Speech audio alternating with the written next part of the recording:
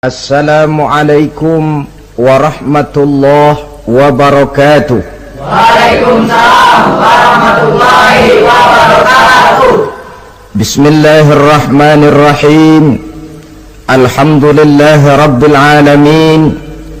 Wassalatu wassalamu ala ashrafil anbiya'i wal mursalin Sayyidina wa maulana Muhammadin wa ala alihi wa ashabihi al-mujahidin at-tahirin, amma ba'du.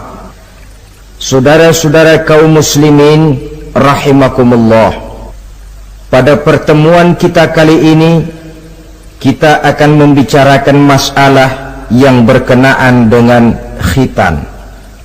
Sebagai yang kita maklum bahwa khitan bukan merupakan syariat baru. Pelaksanaannya telah dimulai sejak zaman Nabi Ibrahim alaihi salam. Dijelaskan dalam ayat 124 surah Al-Baqarah, wa izibtala Ibrahim rabbuhu bikalimatin fa'atammahum. Dan ingatlah ketika Allah mencoba menguji Nabi Ibrahim dengan beberapa kalimat, maka dilaksanakannya itu dengan sebaik-baiknya.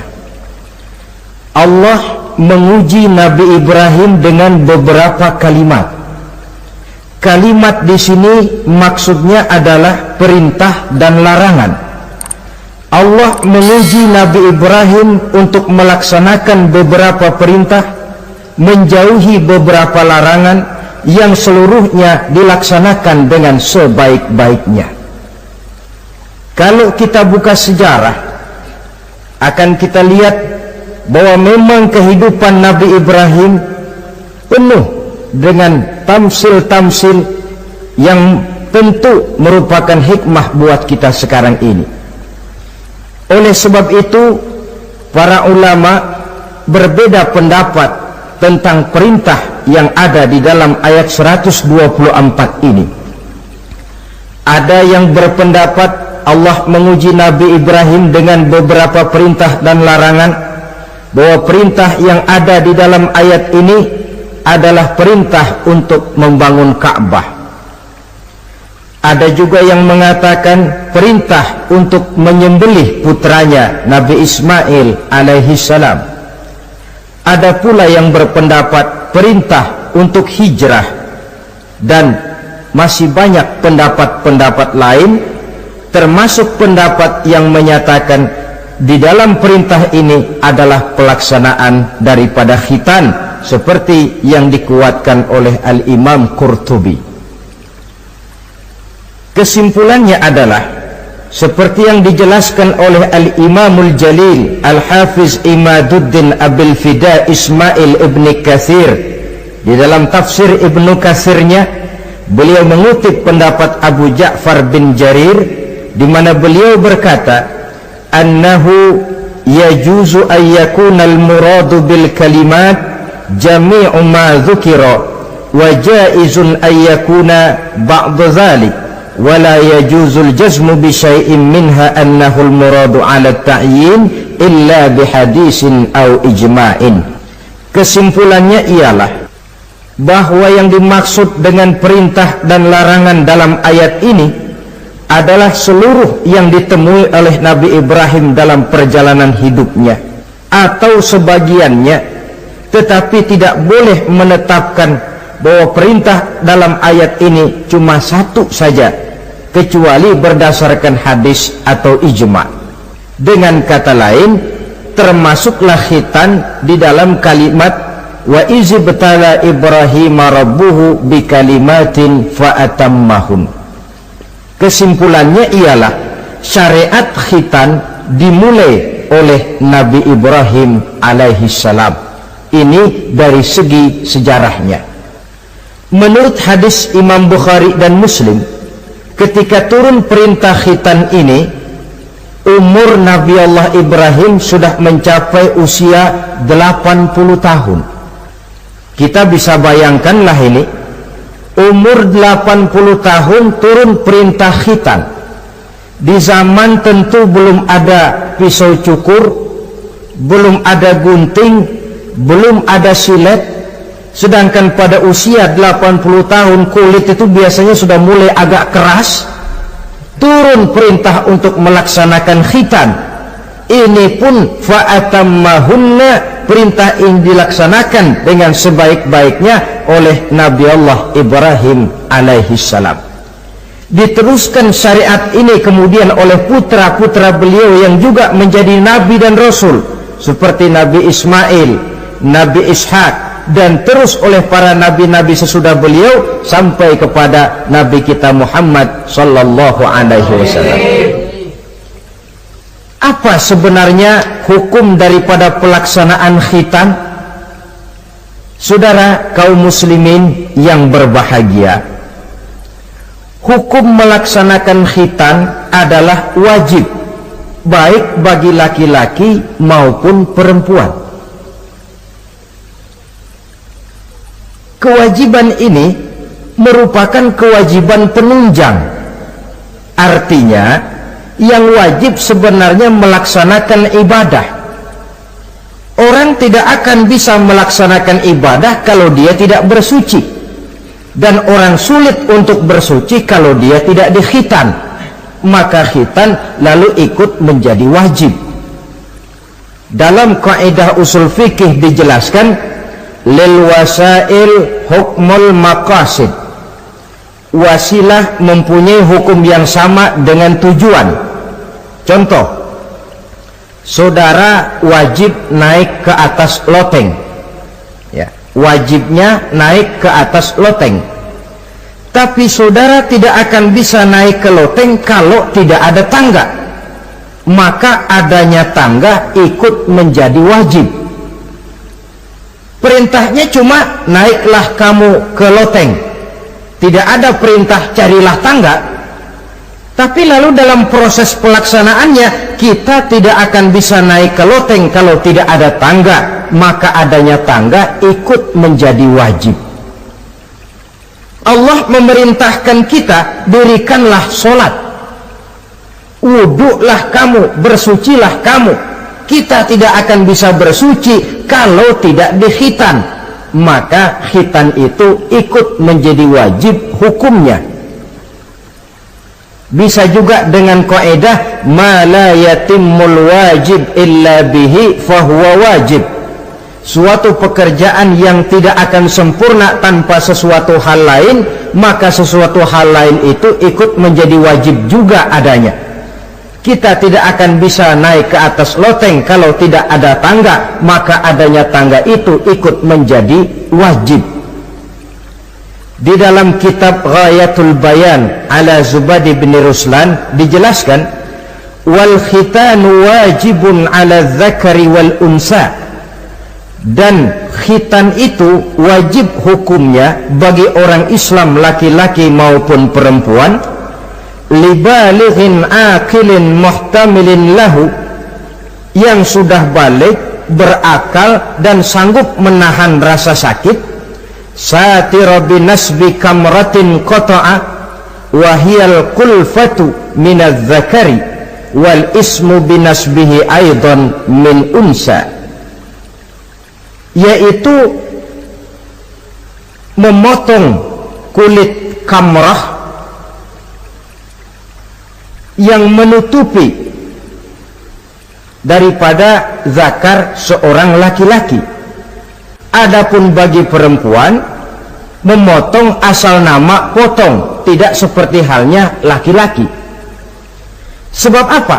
Sebab kulit yang dipotong yang disebut kulfah itu menghalangi orang daripada beristinja secara sempurna. Nah, kalau istinjanya sudah tidak sempurna, maka wudhunya tentu tidak sah. Kalau wudhunya tidak sah, maka sholatnya pun juga ikut jadi tidak sah.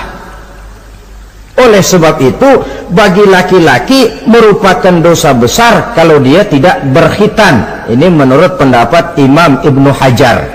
Sedangkan bagi perempuan, karena tidak dikhitannya itu tidak menghalangi istinjanya, tidak merupakan dosa besar, hanya saja berdosa tidak mengikuti syariat yang diteruskan dari Nabi Ibrahim oleh Nabi kita Muhammad sallallahu alaihi wasallam.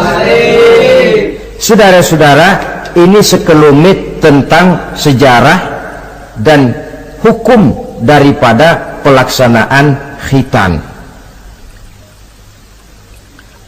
Nah, sekarang kita lanjutkan dengan apa hikmah yang bisa diambil daripada pelaksanaan khitan dalam kerangka pembentukan pribadi muslim. Hikmah yang pertama,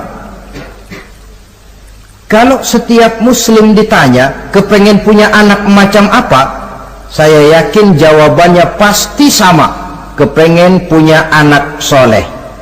Betul apa betul? Betul. Apa ada di sini yang kepengen punya anak jadi garong? Tidak.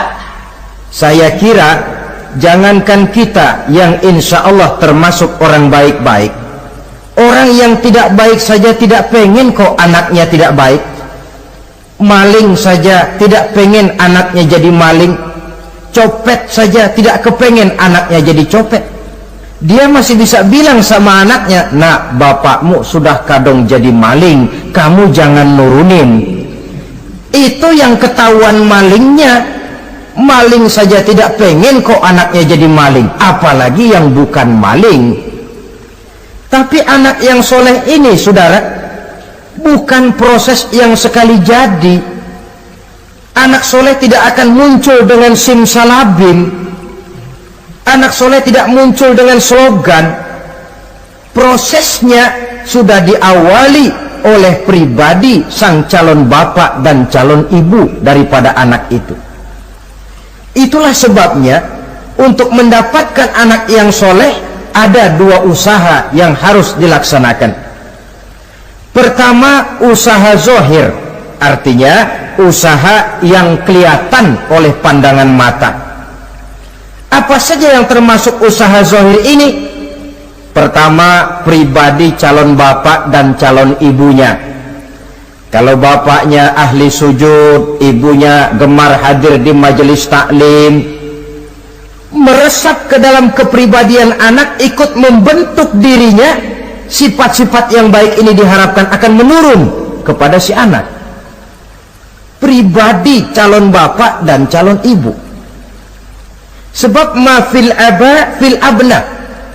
Bagaimana kebiasaan orang tua, begitulah anak. Kata pepatah, kalau bapak kencing berdiri, jangan heran anaknya kencing kabur.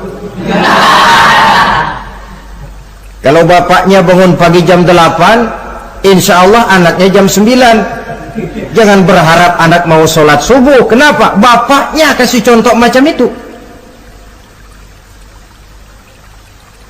Lalu suasana di rumah tangga, termasuk yang dimakan, yang diminum, termasuk pakaian kedua orang tuanya, ikut membentuk proses anak yang soleh ini.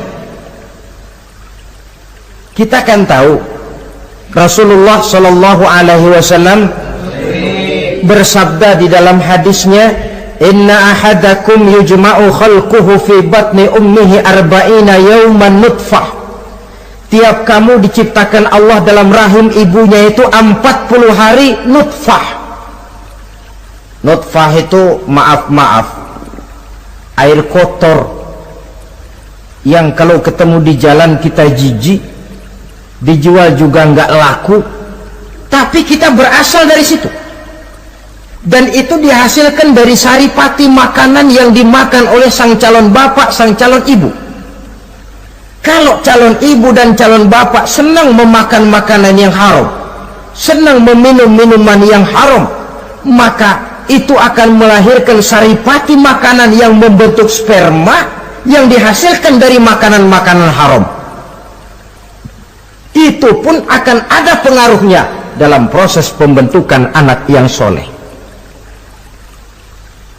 Saya dulu berpikir, kenapa Islam ini kok kelihatannya sedikit-sedikit mesti ada doanya. Orang mau makan ada doanya, orang mau berpakaian ada doanya, berdiri di muka cermin berkaca ada doanya. Sampai seorang istri mau bergaul dengan suaminya, ada doanya. Pemikiran ini terjawab setelah saya telaah dan menemukan di dalam kitab Ihya-nya Imam Al-Ghazali. Diceritakan di sana bahwa iblis yang tugasnya menggoda orang-orang kafir badannya gendut-gendut, sedangkan iblis yang tugasnya menggoda orang Islam badannya kurus, krempeng, ceking kayak morfinis. Satu hari ketemu di jalan karena satu profesi, ngobrol. Ini iblis yang tugasnya menggoda orang kafir bertanya kepada iblis yang tugasnya menggoda orang Islam, badanmu kenapa kurus macam begitu? Kata yang menggoda orang Islam, bagaimana saya tidak mau kurus? Saya ini ditugaskan menggoda orang-orang Islam. Orang Islam itu kalau dia mau minum dia baca bismillah. Bismillah racun, saya nggak bisa ikut minum. Dia mau makan baca bismillah. Bismillah racun lagi, saya nggak bisa ikut makan. Dia mau tidur tarik selimut, dia baca bismika Allahumma ahya wa amut, racun lagi aja. Saya nggak bisa tidur di selimut, terpaksa tidur di emper, mana keanginan. Dia mau bergaul sama istrinya, dia baca Allahumma jannibna syaitan wa jannibi syaitan fima razaqtana, racun lagi. Saya nggak bisa bantuin, cuma ngeliatin dari jauh. Bagaimana nggak kurus makan hati? Kata iblis yang badannya gendut-gendut, untung benar saya menggoda orang kafir yang nggak ada bacaan apa-apanya. Dia makan, saya ikut makan. Dia minum, saya ikut minum. Dia tidur di selimut empuk, saya masuk ke dalamnya. Dia bergaul sama istrinya, dikit-dikit saya bantuin.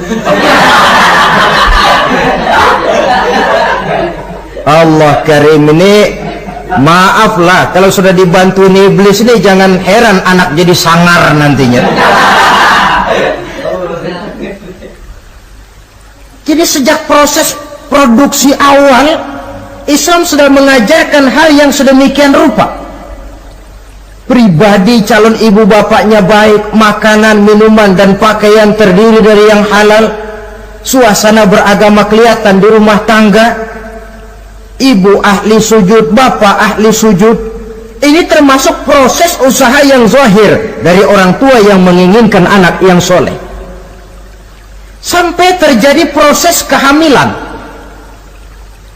Proses kehamilan itu kata Nabi 40 hari yang pertama nutfah, 40 hari yang kedua alaqah, 40 hari yang ketiga mudghah. Mudghah itu embrio, cikal bakal bayi. Setelah proses 3 kali 40 hari itu, barulah ditiupkan ruh ke dalam rahim sang ibu. 120 hari atau 4 bulan, perempuan yang hamil itu baru terasa perutnya bergerak-gerak. Ini berdasarkan pengalaman perempuan. Saya sendiri kebetulan alhamdulillah belum pernah hamil.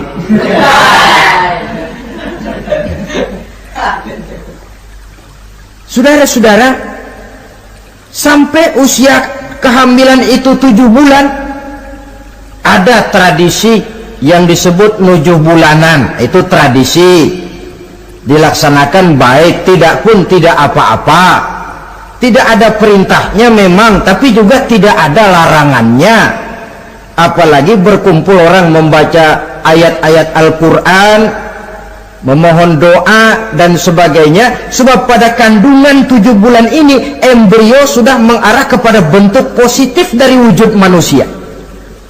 Di situ dibacakan surah Yusuf, surah Maryam, surah Tabarak, surah Waqiah, tafaul namanya, mengundang rasa optimis supaya membawa keberkahan kepada pribadi sang calon anak yang nanti akan lahir ini.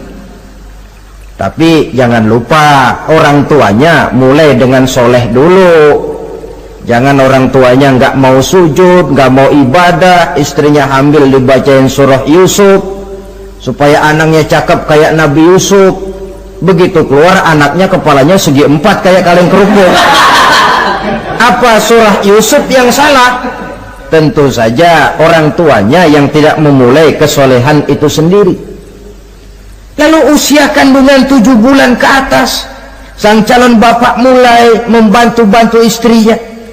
Kalau malam diusapi perut istrinya yang sedang hamil berat itu, sambil dibacakan surah Al-Insyirah, ya ngusap-ngusap sayang, bukan ngusap gemes. Alam nasrah laka sadrak wa wada'na anka wizrak allazi anqadha dhahrak, supaya Allah memberikan keringanan kepada kehamilan istrinya sampai kepada proses kelahirannya. Begitu sang jabang bayi brol lahir ke alam ini, sudah dicegat lagi oleh ajaran agama, diazankan. Diriwayatkan oleh Abi Dawud, kana Rasulullah sallallahu alaihi wasallam azana al-Hasan wal Husain fi uzunaihi al-yumna wa aqama fi uzunaihi al-yusra. Adalah Rasul mengazankan cucunya Hasan dan Husain di telinga kanan, mengkomatkan di telinga kiri. Bayi muslim lahir ke dunia dicegat dengan suara azan. Apa sebab? Bayi yang baru lahir ke dunia ini ibarat kaset kosong. Kalau kaset kosong dipakai merekam, daya rekamnya kuat. Maka bayi yang baru lahir ini, sebelum sempat dia dengar cintaku sedalam lautan Atlantik, belum sempat dia dengar gelas-gelas kaca, belum sempat dia dengar tembok derita,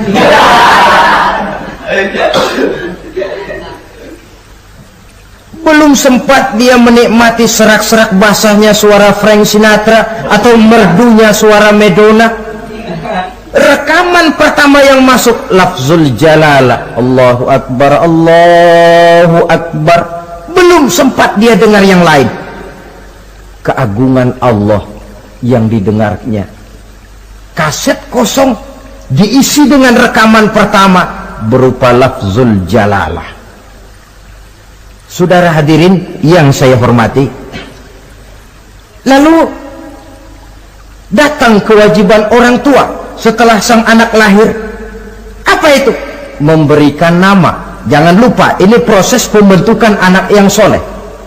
Memberikan nama. Walaupun William Shakespeare pernah bilang, what is a name? Apa sih arti sebuah nama? Yang cuma nama saja kok. Biar adanya di atas lumpur, kalau memang intan ya tetap intan. Nama itu tidak banyak artinya. Namun pada hakikatnya nama merupakan bagian daripada doa. Itulah sebabnya Islam mengajarkan khairul asma'i ma hummida wa ubbida. Sebagus-bagus nama yang mengandung pujian atau menggambarkan kehambaan seseorang kepada Tuhan. Mengandung kata-kata pujian, Ahmad, Muhammad, Hamid, Mahmud. Mengandung nilai kehambaan seperti Abdurrahman, Abdurrahim, Abdurrauf. Jangan mentang-mentang ada di Quran anak dinamai Jahannam. Wah, kenapa Jahannam? Itu kan ada di Quran, Pak. Iya, di Quran, tapi lempengan neraka itu. Sekarang ini saya melihat gejala akibat rasa malu beragama. Kan zaman sekarang kadang ada tuh orang malu mengakui Islamnya. Bertemu teman, assalamualaikum, malu, minder. Berangkat ngaji bawa Quran, malu, minder, rendah diri, malu mengakui Islamnya. Termasuk diberikan nama yang berbau-bau Islam ini. Malu katanya, kampungan. Bapaknya kasih nama bagus, Ibrahim. Lantaran pengen nyentrik, dia potong Bram. Ibrahim kampungan, Bram aja nih lah. Itu kan cuma nama, Pak. Memang begitu mulanya. Nabi pernah memberikan isyarat, la tattabi'anna sunnana man kana qablakum shibran bi shibrin. Satu saat kau pasti akan mengikuti tingkah laku orang-orang sebelum kamu. Cuma cara kamu mengikuti sedikit-sedikit, sejengkal, sehasta, semeter. Begitu enak kamu ikut-ikutan, sampai yang kamu ikuti masuk ke lubang biawak, kamu pun akan masuk juga ke dalamnya. Mula-mula nama, malu pakai nama Islam. Dari nama pindah ke pakaian, dari pakaian pindah ke pergaulan. Kalau nama Ibrahim, berteman dia dengan Ali, Hamid, Farid, Sauki. Sudah pakai nama Bram, masa Bram temennya soleh, nggak nyetel Kalau Bram kan temennya si Blacky. Nah, kalau sudah pindah ke pergaulan, yang saya khawatir pindah agama tidak terasa. Pindah agama tidak lagi terasa. Ini yang kita khawatir. Itulah sebabnya membudayakan nama yang baik ini perlu kita pelihara. Nama sebagian daripada doa. Tatkala orang tua memanggil kita dengan nama yang baik, sudah merupakan doa agar anaknya jadi orang baik-baik. Saudara hadirin yang saya hormati, setelah memberikan nama yang baik, kewajiban berikutnya dari orang tua muslim ialah wa ayyu'addibahu, kata Nabi, memberikan pendidikan. Sebab nama yang baik tidak akan banyak menolong kalau tidak diiringi dengan pendidikan. Nama saja Muhammad Mukmin, kerjaan ngadu ayam.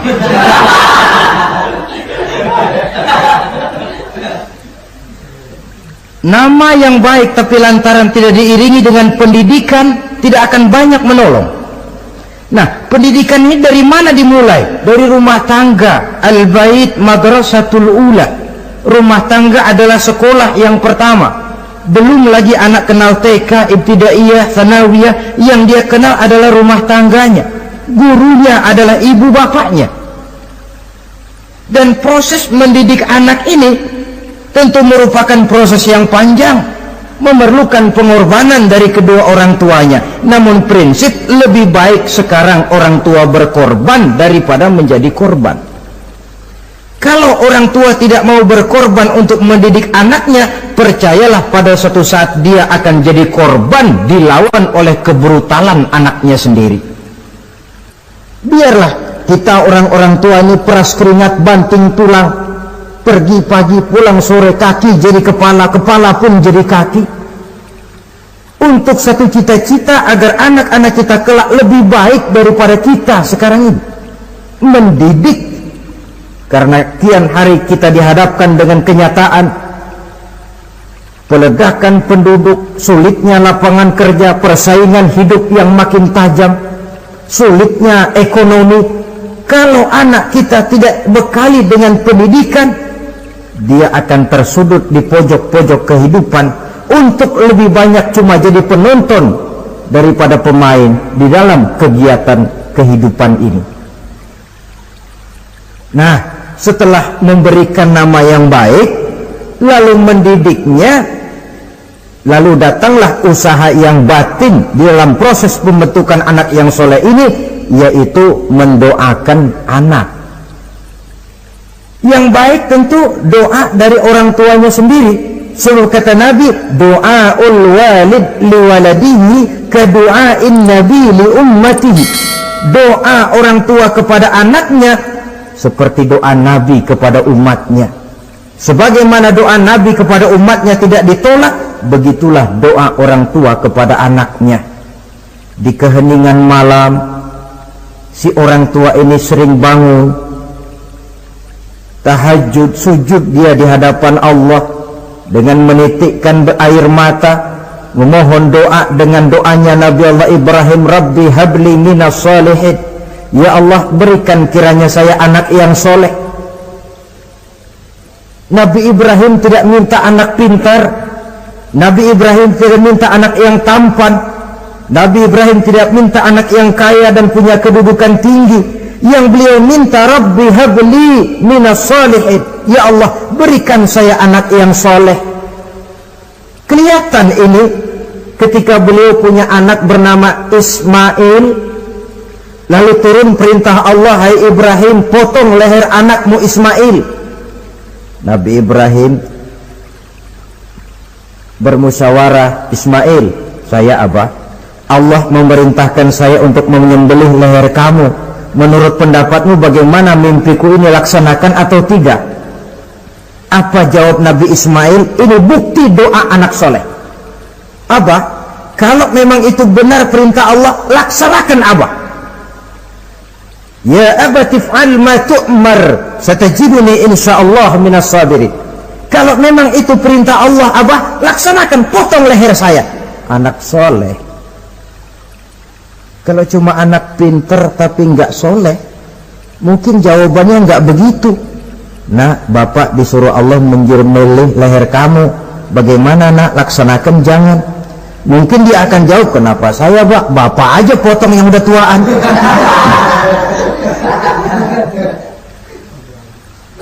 Doa orang tua kepada anak, atau boleh juga doa orang lain yang diyakini kesolehannya oleh orang tua tadi. Mengundang Pak Ustadz, Pak Kiai ke rumah, tolong doakan anak saya, tidak ada salahnya. Sebab Nabi mengajarkan, aksiru minan nas bidu'ail khair, fa innaka la tadri min ayyi fahin yuqbal. Banyak-banyaklah minta doa kebaikan dari orang lain, sebab kamu tidak tahu dari mulut yang mana doa itu diterima Allah. Mungkin saja orang menurut pandangan kita kere, miskin, tidak dipandang orang lain, tapi kalau doanya Allah mau terima, siapa yang sanggup menghalangi? Banyak-banyaklah minta doa kebaikan dari orang lain, sebab tidak seorang pun tahu dari mulut yang mana doa itu akan diterima Allah. Doa orang tuanya. Inilah hikmah khitan yang pertama, proses pembentukan anak yang soleh. Yang kedua, khitan itu menanamkan kepada anak-anak muslimin sikap berani menghadapi hidup. Di waktu kecil sudah dilatih mengalirkan darah, seolah-olah orang tuanya berkata, nak, hidup ini adalah perjuangan, nak. Perjuangan itu peras keringat, banting tulang, mengalirkan darah, kadang-kadang mengorbankan nyawa. Hidup bukan undian, nak. Jangan mengharap untung besar tanpa mau peras keringat. Berani hidup artinya berani menghadapi segala resiko yang ada di dalam hidup. Di zaman sekarang banyak orang yang takut menghadapi hidup. Pakaian mau bagus, makan mau enak, hidup mau terpandang dan dihargai orang, tapi kerja keras tidak mau. Paling-paling istilah orang maunya cuman hardolin. Hardolin itu bahasa Jerman, artinya dahar modal ulin. Santai. Ini kan takut menghadapi hidup, atau melihat bahwa stres hidup begitu tinggi, lalu mengundi-ngundi hidup. Dipertaruhkannya hidup di meja judi, dipertaruhkannya hidup di gunung-gunung, memuja-muja setan dan sebagainya. Itu pun termasuk orang yang takut menghadapi hidup, tidak berani menghadapi resiko yang ada di dalamnya. Cuma khayal saja membumbung tinggi, tapi keberanian untuk bekerja keras tidak ada. Anak-anak muslimin sejak dini, sejak masih kecil sudah dilatih mengalirkan darah. Hidup ini perjuangan, nak. Bukan santai-santai, bukan berleha-leha, bukan berandai-andai. Tidak akan pernah sampai kita kepada tujuan kalau hidup cuma diisi dengan berandai-andai, berleha-leha, bersantai-santai. Dia adalah perjuangan, jalannya menanjak menurun, banyak onak dan duri di sekelilingnya. Kuatkan pribadimu menghadapi hidup ini, ditanamkan sikap berani menghadapi hidup. Itu yang kedua. Lalu yang ketiga, khitan pada hakikatnya merupakan peletakan batu pertama dalam arti mempersiapkan anak supaya hidupnya nanti menjadi orang yang sujud kepada Allah. Secara tidak langsung orang tuanya seolah-olah berkata, "Nak, kamu dikhitan sekarang supaya nanti kamu bisa istinja. Nah, kalau kamu sudah bisa istinja, kamu bisa berwudu. Kalau wudu sah, kamu bisa sholat." Peletakan batu pertamanya lewat khitan. Jadi kalau sudah dikhitan lalu dianggap selesai, sholat tidak diajarkan, wudu tidak diajarkan, ya sama saja dengan membangun rumah. Setelah peletakan batu pertama lalu tidak dilanjutkan dengan membangun yang lain, alang-alang yang bakal tumbuh. Sebab dalam realitanya nanti bukan cuma tubuh kita yang dikhitan, harta kita nanti dikhitan. Cuma khitan harta namanya zakat, infak, sodakoh. Itu kan harta dikhitan supaya bersih. Khitan juga namanya. Karenanya mengkhitan anak, mempersiapkan anak agar menjadi hamba Allah yang sesungguhnya, menjadi manusia yang sujud kepada Allah Tuhannya. Itu merupakan prakondisi ke arah pembentukan manusia yang kelak akan sujud kepada Allah Rabbul Jalil.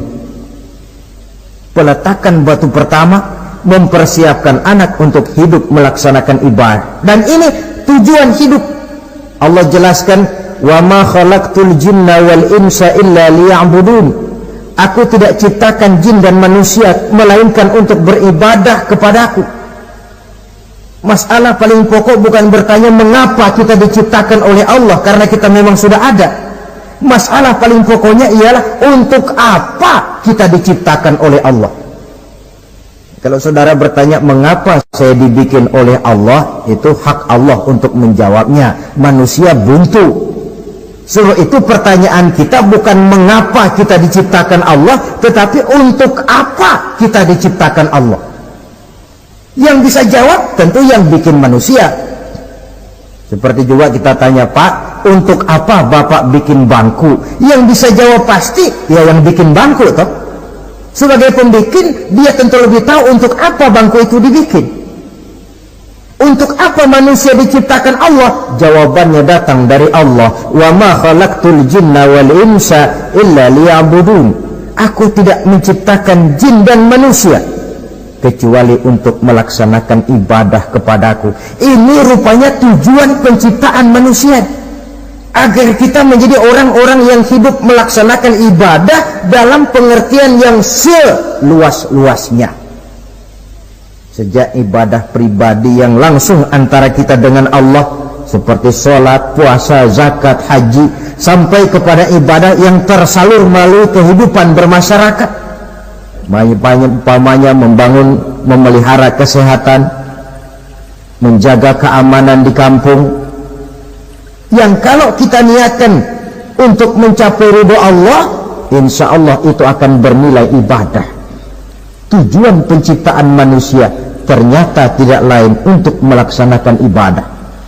Prestasinya di hadapan Allah bergantung kepada sampai sejauh mana nilai ibadah itu dilaksanakannya.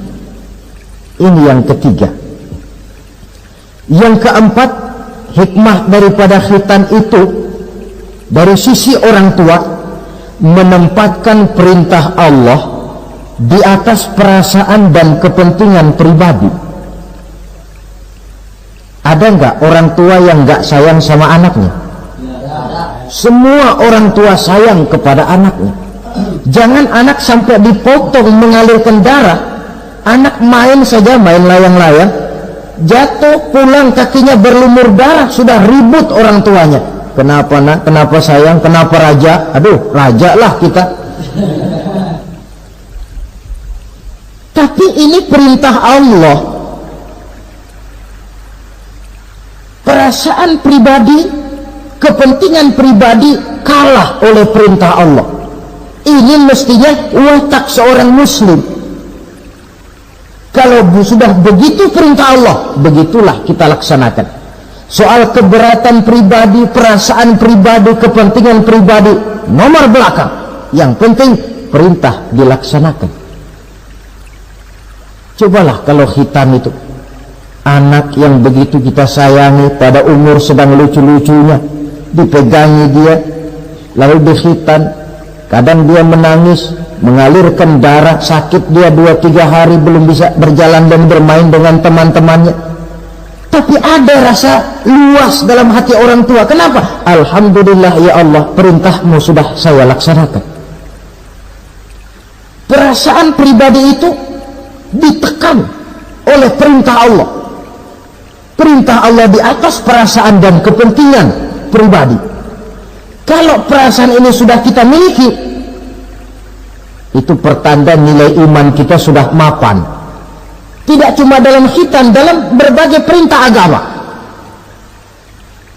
Hari Jumat berangkat kita dagang, begitu 11:30 mendadak banyak yang beli, laku lagi. Sudah kedengaran suara azan, hayya 'alas shalah, hayya 'alal falah, pembeli makin banyak.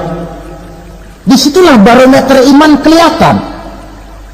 Terusin melayani pembeli dan dapat untung banyak, atau perintah Allah yang sudah memanggil-manggil itu. Kalau perintah Allah di atas perasaan dan kepentingan pribadinya, dia akan tinggalkan dagangan itu, dia akan bergegas menuju panggilan Allah. Saudara hadirin yang saya hormati, jadi perintah khitan ini mendidik setiap muslim agar perintah Allah berada di atas perasaan dan kepentingan pribadi. Hijau kata Allah, hijau kata kita. Putih kata Allah, putih kata kita. Ke barat kata Allah, ke barat kita melangkah. Ke timur perintah Allah, ke timur kita berjalan. Nyatanya kita ini sering paradok. Ke kulon kata Allah, nyetan kita berangkat. Ngalor perintah Allah, ngidul kita jalan. Putih kata Allah, hijau kita bilang. Paradok. Kenapa? Berpadu segala macam perasaan dan kepentingan dalam kehidupan kita yang kadang mengalahkan kepentingan agama, kadang mengalahkan kepentingan umat, mengalahkan kepentingan orang banyak. Tidak itu yang dididik di dalam pelaksanaan khitan ini. Ini yang keempat.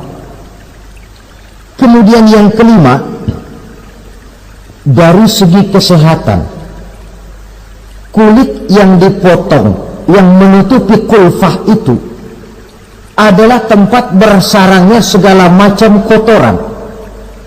Membiarkannya mengendap bisa saja menimbulkan kanker kulit. Maka untuk menjaga dan memelihara kesehatan, agama menganjurkan khitan. Di samping tentu ada unsur kepentingan biologis. Ini maaf-maaflah, kalau nanti orang sudah bersuami, sudah beristri, akan terasa manfaatnya khitan. Lain loh yang dikhitan dengan yang tidak itu. Coba saja tanya orang, makan pisang itu yang enak dikupas dulu apa dimakan kulit-kulitnya? Ya mesti tentu yang enak ya dikupas dulu. Kalau kulit-kulitnya juga dimakan, rakus namanya. Belum lagi kemungkinan bisa jadi penyakit. Dari segi kesehatan, dari segi kepentingan biologis, perintah khitan ini kembali manfaatnya buat kehidupan manusia. Itulah sebabnya di dalam An-Nahl ayat 123 Allah Subhanahu wa ta'ala menegaskan, "Tsumma auhayna ilaika an ittabi' millata Ibrahim hanifa wa ma kana minal musyrikin." Kemudian kami wahyukan kepada kamu wahai Muhammad, ikutilah agama Ibrahim yang hanif ini, dan tidaklah ia termasuk daripada golongan orang-orang yang menyekutukan Allah. Artinya syariat khitan ini yang berasal dari sejarah kehidupan Nabi Ibrahim diteruskan oleh syariatnya yang dibawa oleh Nabi kita Muhammad sallallahu alaihi wasallam. Maka kalau ayat menjelaskan inna dina indallahil Islam, agama yang diridhoi Allah itu cuma agama Islam. Islam yang mana? Islam yang dibawa oleh Nabi Adam, diteruskan oleh Nabi Nuh, diteruskan oleh Nabi Ibrahim, diteruskan oleh Nabi Musa, diteruskan oleh Nabi Isa, dan disempurnakan oleh Nabi kita Muhammad sallallahu alaihi wasallam. Karena seluruh rasul yang 25 ini sumbernya sama, Allah. Prinsip ajarannya sama, la ilaha illallah. Cuma syariatnya saja yang agak berbeda, disesuaikan dengan situasi dan kondisi dari umat yang dihadapi oleh rasul itu. Nabi Sulaiman misalnya ada sholat, tapi sholatnya Nabi Sulaiman tidak pakai rukuk dan tidak pakai sujud, berdiri saja. Zaman Nabi Nuh ada puasa, tapi puasanya versi Nabi Nuh lain dengan puasanya versi kita sekarang ini. Syariat berbeda sesuai dengan situasi dan kondisi. Tapi khitan sejak Ibrahim, Ismail, Ishak, sampai kepada Musa, sampai kepada Isa, sampai kepada Nabi kita, terus berkelanjutan sampai hari akhir nanti.